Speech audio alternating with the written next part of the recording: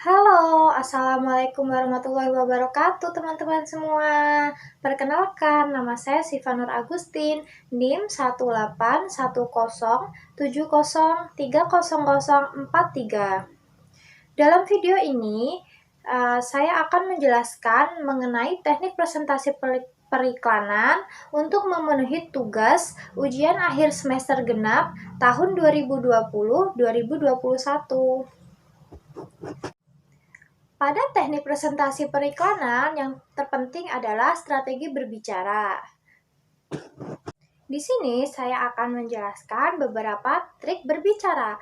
Yang pertama yaitu menatap mata lawan bicara. Menatap mata lawan bicara di sini bukan berarti kita harus melotot ya, tapi bagaimana kita harus berfokus pada lawan bicara kita. Yang kedua, menciptakan kesan pertama. Kesan pertama atau first impression merupakan salah satu hal yang paling penting saat pertama kali bertemu dengan seseorang. Tak hanya itu, hal tersebut sangat menentukan kelanjutan hubungan interpersonal Anda selanjutnya. Dan yang ketiga, yaitu ucapan yang logis dan cerdas. Ucapkan sesuatu yang mudah dilogika oleh lawan bicara kita dan sesuai dengan fakta yang ada. Nah, lalu bagaimana sih cara kita melatih logika berbicara?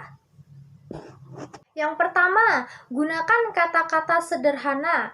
Gunakan kata sederhana jika kita baru pertama kali bertemu dengan seseorang atau lawan bicara kita, agar lawan bicara kita tersebut mudah untuk memahaminya. Yang kedua, berikan alasan untuk argumen Anda. Terkadang, perbedaan pendapat seringkali menimbulkan suatu konflik. Oleh karenanya, jika Anda sedang berperan sebagai presenter atau presentator, sebisa mungkinlah memberikan argumen yang kuat berdasarkan data atau fakta yang ada. Ketiga, hindari lompatan logika dan melebih-lebihkan, yaitu hindari membuat kesimpulan tanpa memiliki premis pendukung yang cukup dan menambahkan banyak argumen yang sebenarnya belum jelas validasinya. Keempat, konsisten dalam bersikap. Tetaplah fokus pada tujuan presentasi Anda apapun keadaannya. Jangan membuat audiens bingung dengan penjelasan Anda apabila terjadi perbedaan pendapat sekalipun. Dan yang terakhir, tetap tenang. Apabila argumen kita melemah, jangan merasa panik. Usahakan tetap tenang, jawab dengan cerdas walaupun hati sedikit gelisah. Kita juga dapat memanfaatkan kekuatan storytelling untuk presentasi kita. Apa sih storytelling itu? Storytelling sendiri adalah kemampuan untuk menceritakan sebuah kisah.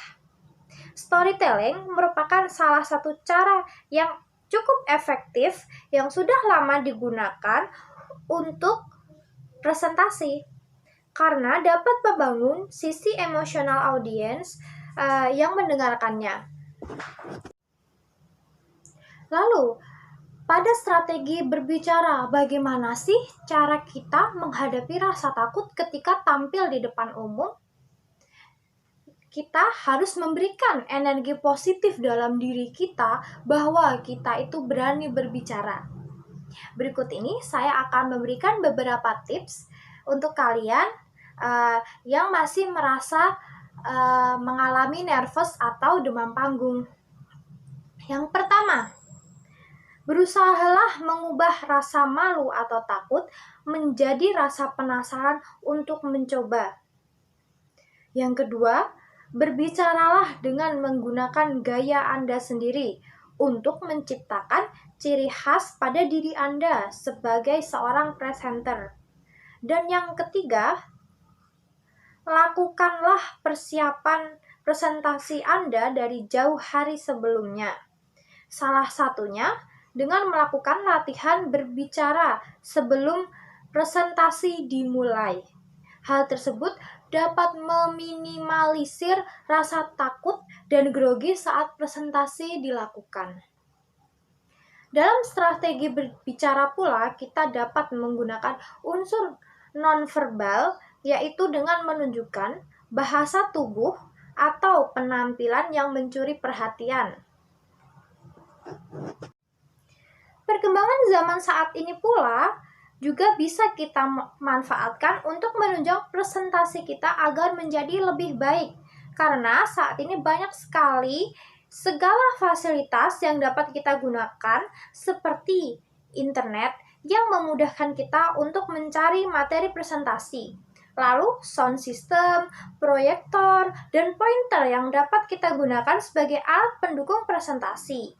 Juga media sosial yang dapat kita gunakan untuk membagikan hasil presentasi kita. Pada presentasi periklanan pula, kita harus dapat menghidupkan pesan yang ada. Berikut ini adalah beberapa cara menghidupkan pesan tersebut. Yang pertama, tentukan tujuan yang jelas. Kita harus menentukan tujuan kita untuk apa kita melakukan presentasi. Yang kedua, pahami lawan bicara Anda dengan menggunakan teknik audience basic communication atau komunikasi berdasarkan pendengar. Hal ini dapat Anda lakukan dengan mengamati lawan bicara Anda saat berbicara. Yang ketiga, batasi pesan Anda dengan menyampaikan informasi yang diperlukan saja. Dan yang terakhir, ciptakan struktur, yaitu dengan menentukan dengan jelas bagian awal, tengah, dan akhir pada komunikasi yang Anda bangun agar memberikan proporsi informasi yang mudah dipahami oleh audiens. Pada akhir sesi presentasi, biasanya seorang presenter pasti menghadapi sesi tanya-jawab. Sesi ini terkadang membuat seorang presenter merasa takut apabila tidak bisa menjawab pertanyaan yang diberikan oleh audiens. Berikut ini saya akan memberikan beberapa tips yang bisa kalian gunakan apabila kesulitan menjawab pertanyaan audiens saat presentasi. Yang pertama, kita dapat menggunakan cara reframe, yaitu saat dihadapkan dengan pertanyaan yang sulit, disarankan Anda mulai dengan memparafrasekan pertanyaan, yaitu mengungkapkan kembali pertanyaan yang telah diberikan oleh audiens sebelumnya. Parafrase ini menegaskan bahwa Anda mendengar pertanyaan dengan benar, memvalidasi, dan memberikan Anda waktu untuk berpikir, juga memungkinkan Anda untuk mengubah pertanyaan agar Anda lebih mudah untuk menjawabnya. Yang kedua adalah blame. Blame adalah memberikan alasan yang sah untuk tidak menjawab pertanyaan secara langsung. Alternatifnya, Anda dapat menggunakan kebijakan yang ada yang melarang mengomentari pertanyaan seperti yang ditanyakan. Yang ketiga, explain, yaitu dalam beberapa situasi Anda dapat menyatakan bahwa Anda tidak perlu menjawab pertanyaan secara langsung, tetapi Anda dapat berbagi beberapa alasan atau kerangka kerja yang akan digunakan dalam menangani topik pertanyaan tersebut. Misalnya, jika Anda bekerja untuk sebuah perusahaan dan ditanya tentang rencana IPO-nya, Anda dapat menjawab dengan mengatakan pertanyaan Anda mengacu pada keputusan internal yang mungkin kami buat. Tetapi pilihan kami akan selalu mendorong oleh keinginan kami untuk melayani klien, karyawan, dan investor kami. Selanjutnya, saya akan memberikan contoh bagaimana mempresentasikan sebuah iklan. teman-teman semua. Di sini saya akan mempresentasikan sebuah UMKM. UMKM tersebut menjual sebuah produk, yaitu produk perawatan rambut, yaitu pomade. Pomade tersebut diberi nama atau merek Ningrat Pomade. Ningrat Pomade sendiri didirikan oleh sepasang kekasih.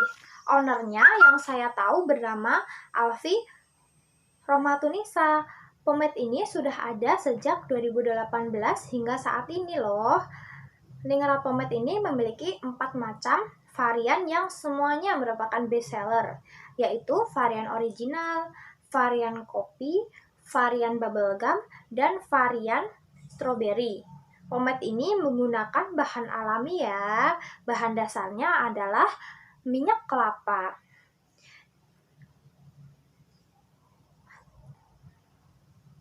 Jadi, pomade ini aman ya kalau digunakan untuk rambut dan aman apabila terkena oleh kulit kepala atau mata kita. Jika kalian ingin membeli Ningrat Pomade ini, kalian sudah berpartisipasi dalam menyejahterakan UMKM Indonesia loh. Yuk cintai produk dalam negeri, beli Ningrat Pomade sekarang juga ya. Untuk informasi lebih lanjut bisa kalian kepoin IG Ningrat_official. Mungkin cukup sekian penjelasan mengenai materi teknik presentasi periklanan dari saya. Apabila dalam video ini terdapat kata atau kalimat yang menyinggung perasaan kalian, saya pribadi memohon maaf. Di masa pandemi saat ini, tetap patuhi protokol kesehatan ya teman-teman dengan menerapkan 5M, mencuci tangan, memakai masker, menjaga jarak, membatasi mobilitas, dan menjauhi kerumunan.